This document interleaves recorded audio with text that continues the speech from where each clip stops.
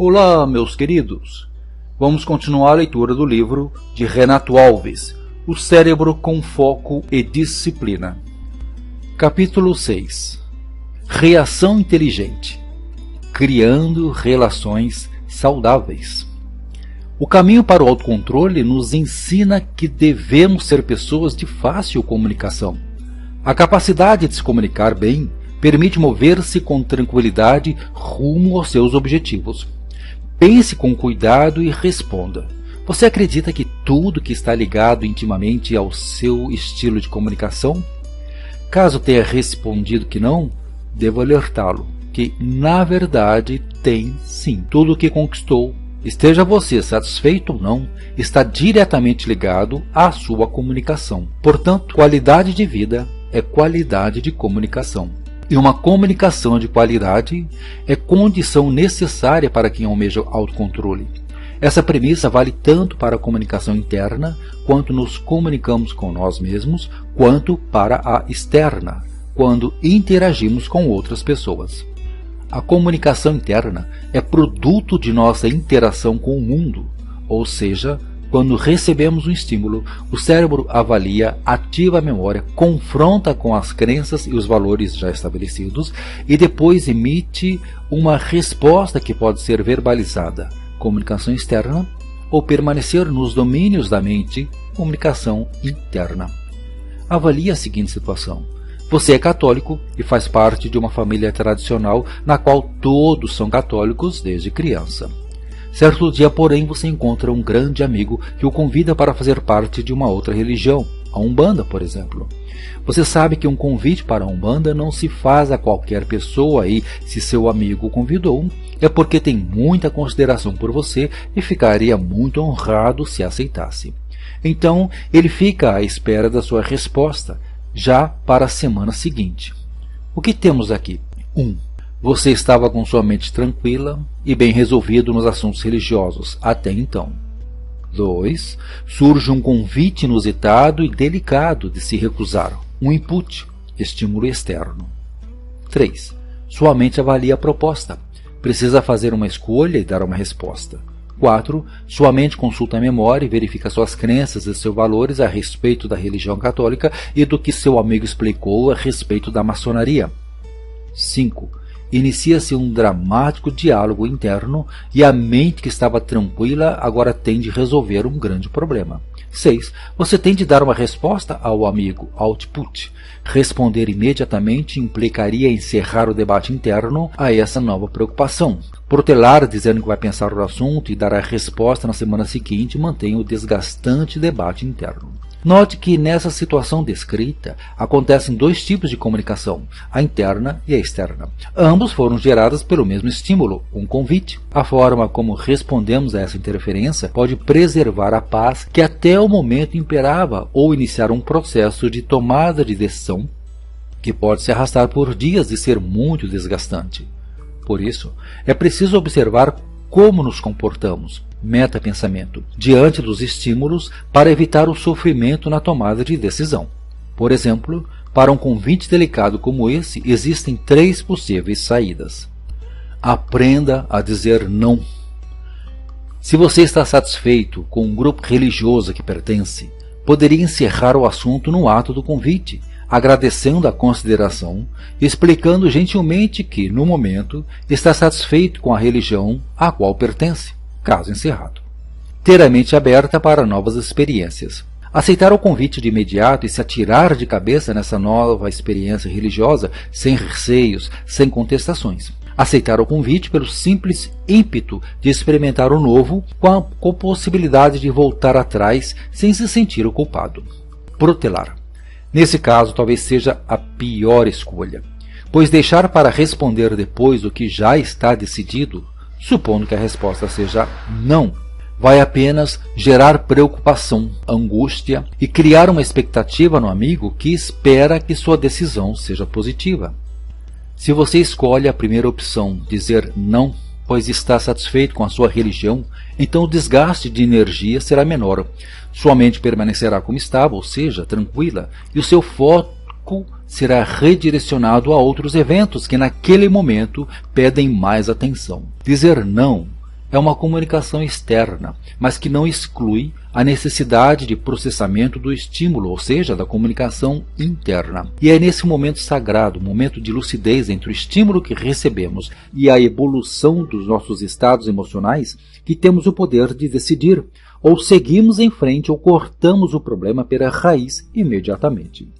Assim, se você me pedisse um método para manter a mente em paz e preservar o controle de sua vida, eu diria sem sombra de dúvidas: aprenda a dizer não. Aprenda a dizer não. Há certos convites que a vida nos faz, os amigos nos fazem, os familiares nos fazem, as empresas nos fazem, os aplicativos viciantes nos fazem. São convites que, no fundo, não podemos aceitar, cuja mera ideia de aceitá-los não suportamos, mas para os quais às vezes dizemos sim. E como não sabemos dizer não, não sabemos bloquear esses estímulos nocivos. São criados, então, mais compromissos, mais atividades, mais tarefas e mais vícios. Agir desse modo nos faz assumir responsabilidades que não acrescentam, apenas sugam a energia vital. Sugam o tempo, sugam a vida. Aprender a dizer não com firmeza, sem perder a docilidade, é mais do que uma escolha, é um ato da mais elevada sabedoria. Vimos até aqui diversos fatores que geram distração, perda de foco e afetam a produtividade. Excesso de informação, escolhas erradas, hábitos e pensamentos negativos. Vimos que o ambiente e as nossas escolhas têm um papel fundamental no estímulo do cérebro e dos estados mentais. Existem também diversas maneiras de acalmar a mente e atingir o autocontrole. Respirar fundo, contar até 10, fazer atividade física, praticar yoga e meditação ou contemplar a natureza são comprovadamente soluções eficazes. Entretanto, aprendi que, assim como tomar um remédio para determinados tipos de dores de cabeça cura apenas os sintomas, não a causa, essas técnicas para acalmar a mente também funcionam bem como paliativos para uma mente agitada, mas nem sempre corrigem a causa do descontrole emocional. Se, por exemplo, você estivesse satisfeito com a religião que frequenta e seu melhor amigo convidasse para conhecer outra, você poderia imediatamente cortar o problema pela raiz, ou seja, agradecer e explicar gentilmente que não deseja mudar e encerraria o caso. No entanto, se, por receio de chatear a outra pessoa, você se compromete a pensar e responder em uma semana, então nem fazendo meditação conseguirá eliminar a causa, pois o problema já está instalado. Saber dizer não é, portanto, um método simples e eficaz para manter a sua mente em paz e preservar o foco no que realmente importa. Contudo, quero dividir com você outras soluções que antecipam os problemas e normalmente encerram os conflitos antes mesmo de começarem. Entenda, quando você deseja estar em uma ilha deserta, na verdade, você quer fugir dos problemas que o estão pressionando. E se você se livra dos problemas indo para uma ilha deserta, então significa que, na maioria das vezes, eles estão nos relacionamentos afetivos, sociais e profissionais. Você estava com a mente tranquila, mas chegou alguém e fez um convite. Você estava satisfeito com seu emprego, mas aceitou a proposta de largar tudo e começar uma sociedade. Você estava com as finanças em dia, mas concordou em financiar um luxuoso carro novo. Você estava quieto em seu canto, mas aceitou o pedido para ser fiador do aluguel daquele parente que vive enrolado. As pessoas são como os relógios do Eduardo. Todas essas roubadas nas quais nos envolvemos têm como pano de fundo o círculo de indivíduos com quem convivemos. Evidentemente, sabemos que esse é o preço de viver em sociedade, e é por isso também que quando seu círculo social começa a sugar suas energias, exigindo que viva sob pressão na maior parte do tempo, você deseja que todos desapareçam ou pensa na opção de se isolar em uma ilha deserta. A solução fundamental para atingir o autocontrole está na condução das relações humanas, está na habilidade de compreender e lidar com as pessoas. Dirigir homens é uma ocupação trabalhosa. Essa observação foi feita no século XVII por um dos mais influentes escritores do barroco espanhol, Baltasar Gracián, ícone de sua época. Ele tinha autoridade para fazê-la, pois foi um observador dedicado do comportamento humano. E se naqueles tempos era custoso conduzir pessoas, hoje, com o liberalismo, os valores morais totalmente esquecidos e os padrões de comportamento ditados por pessoas de intenção duvidosa, tal empreitada torna-se muito mais complexa. O autocontrole pode ser conquistado quando melhoramos nossa habilidade no trato com as pessoas, porque, aprendendo a lidar com a causa, o efeito não se concretiza. Assim, você preserva a paz mental. Então, eu o convido a investigar a raiz de certos problemas de relacionamento no intuito de experimentar e estabelecer a verdadeira harmonia dos estados mentais. Vamos transformar aquele momento entre o estímulo recebido e a evolução dos disparos emocionais em momentos de refletir antes de reagir, de pensar antes de responder, de preservar a ordem das emoções e o controle. As pessoas equilibradas sofrem muito menos do que os outros porque suas decisões são lúcidas, bem pesadas e, portanto, em seu ponto de vista, são as escolhas certas. Veja com os olhos da benevolência. É possível que você já tenha ouvido falar de pessoas difíceis. Talvez até mesmo conheça ou conviva com algum tipo de pessoa resistente a tudo que você pensa, fala e faz. Como você reage a esse tipo de pessoa? Como lida com esse comportamento que representa muitas vezes um obstáculo na sua jornada rumo à realização de seus projetos e sonhos? Muitas vezes, a posição de resistência de uma pessoa difícil é tão forte que altera nosso humor, fazendo com que percamos o controle e soframos um disparo emocional negativo. É como se ela fosse um goleiro que desvia todas as suas jogadas e o impede de fazer o gol e seguir em frente. Pessoa difícil é toda aquela, e nisso incluo você e eu, que reage contra alguém ou contra alguma situação que a está pressionando. Ninguém nasce difícil. As pessoas simplesmente adotam uma postura complexa porque reagem contra algo que as deixa em situação desconfortável. As pessoas não são, elas eventualmente estão difíceis. Os homens são especialistas nesse tipo de comportamento. Na relação marido-mulher ou entre pais e filhos, muitas vezes o homem se fecha e cria resistência quando algo não vai bem. Estive diante de uma situação como essa quando, durante o intervalo de um workshop, fui abordado por uma mulher visivelmente aflita que relatou um fato que a estava incomodando. Você pode conversar com meu pai? Ele deve estar com algum conflito. Conversa pouco com os filhos, vive se queixando das coisas, nada para ele está bom. Isso tem me incomodado muito. Ele parece estar sempre de mal com a vida. Eu não entendo. Fica claro nesse exemplo que a filha estava apontando para o comportamento que a incomodava no pai e produzia na mente dela um constante estado de preocupação e aflição. Um peso que ela levava para todos os lugares, incluindo trabalho e estudos. E provavelmente esse estado de preocupação tirava seu foco e influenciava sua produtividade e seus resultados. Como ela poderia reagir nesse caso? A resposta está naquele momento sagrado que já abordamos anteriormente aqui. Aquele momento entre o estímulo e a evolução, o evento, input, e o disparo emocional, output. É nesse momento que entra a energia do autocontrole, uma energia que pratico a maior parte do tempo e que me mantém estável diante das situações mais caóticas. Chamo essa energia de olhar da benevolência, e que podemos também chamar de olhar de Cristo.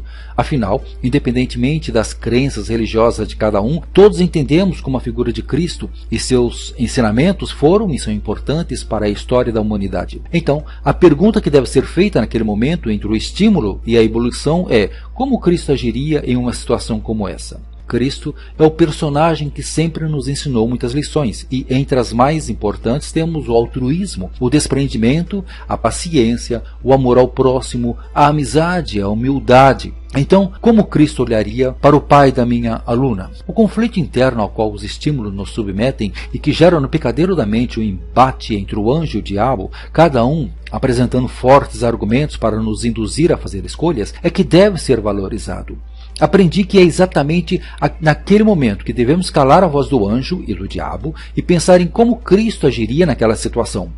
Qual seria a atitude de benevolência capaz capaz de resultar no que realmente é melhor e provoca o bem maior. Quando você coloca no picadeiro da mente esse novo personagem, sua luz ofusca o anjo e o diabo, e você analisa a situação sob um novo prisma, um prisma único e capaz de induzi-lo a reações que antes seriam improváveis. Assim, se olhássemos o conflito entre o pai e a filha com os olhos da benevolência, provavelmente aprenderíamos que não devemos julgar uma pessoa pelo seu comportamento. As pessoas não são um comportamento que emitem, elas reagem a estímulos. É como a história do leão furioso que tinha uma farpa de madeira espetada na pata. A fúria se devia à dor que ele sentia, e o pai provavelmente estava reagindo a algo que o pressionava. Felizmente, tive a oportunidade de conversar com ele no almoço, no dia seguinte. Ele revelou que estava com uma doença grave e estava aos poucos se afastando dos filhos, diminuindo a dependência deles da proteção do pai, uma proteção que ele acreditava que não teria mais condições de oferecer em breve. Olhar o comportamento das pessoas acreditando no melhor de cada uma o mantém em uma posição diferenciada, e eu até diria privilegiada, pois preservando valores como a paciência, compreensão, benevolência, valoriza-se o próprio ser humano. Veja outro exemplo. Pai e filho caminhavam juntos até a banca do jornal. Chegando ao local, o pai cumprimentou amavelmente o jornaleiro, que, além de não retribuir a gentileza, ainda entregou-lhe o jornal de modo rude e grosseiro, sem pronunciar uma palavra sequer. O pai sorriu e desejou um bom fim de semana ao homem. Quando os dois retornaram para casa, o filho perguntou: pai, ele sempre o trata com tamanha grosseria? Infelizmente é sempre assim, meu filho. E você é sempre tão gentil e amigável com ele? Sim, sou. E por que você é tão educado, já que ele é tão indelicado com você? Porque não quero que o humor dele determine como eu devo agir. Toda vez que você focaliza um comportamento negativo, apenas o reforça.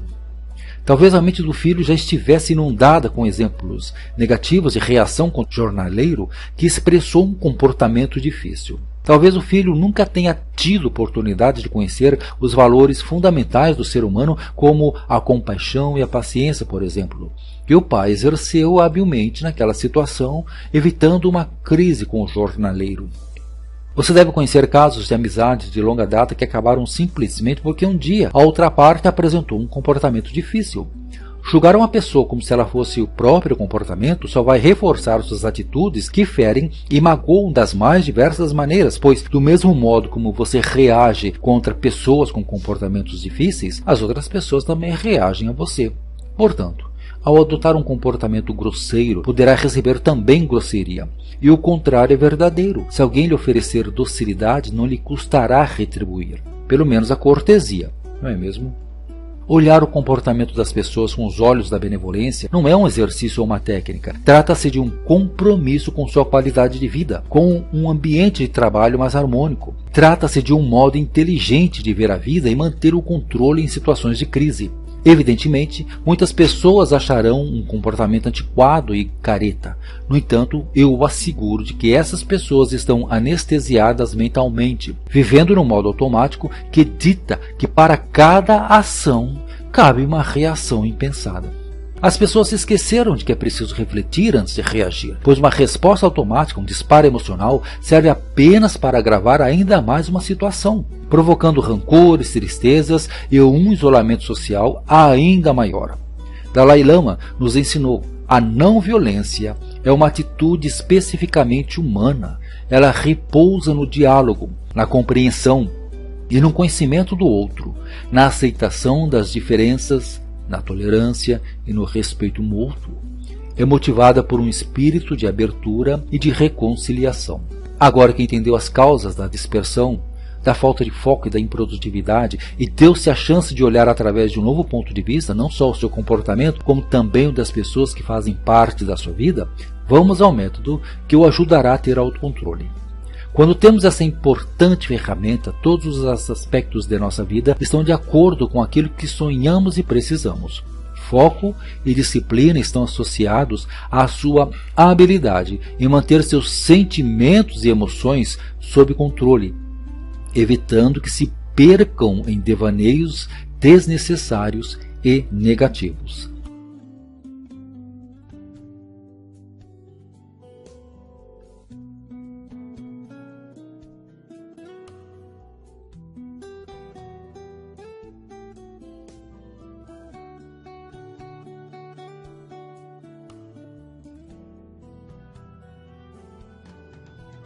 ainda maior. Dalai Lama nos ensinou: a não violência é uma atitude especificamente humana. Ela repousa no diálogo, na compreensão e no conhecimento do outro, na aceitação das diferenças, na tolerância e no respeito mútuo. É motivada por um espírito de abertura e de reconciliação. Agora que entendeu as causas da dispersão, da falta de foco e da improdutividade, e deu-se a chance de olhar através de um novo ponto de vista, não só o seu comportamento, como também o das pessoas que fazem parte da sua vida, vamos ao método que o ajudará a ter autocontrole. Quando temos essa importante ferramenta, todos os aspectos de nossa vida estão de acordo com aquilo que sonhamos e precisamos. Foco e disciplina estão associados à sua habilidade em manter seus sentimentos e emoções sob controle, evitando que se percam em devaneios desnecessários e negativos.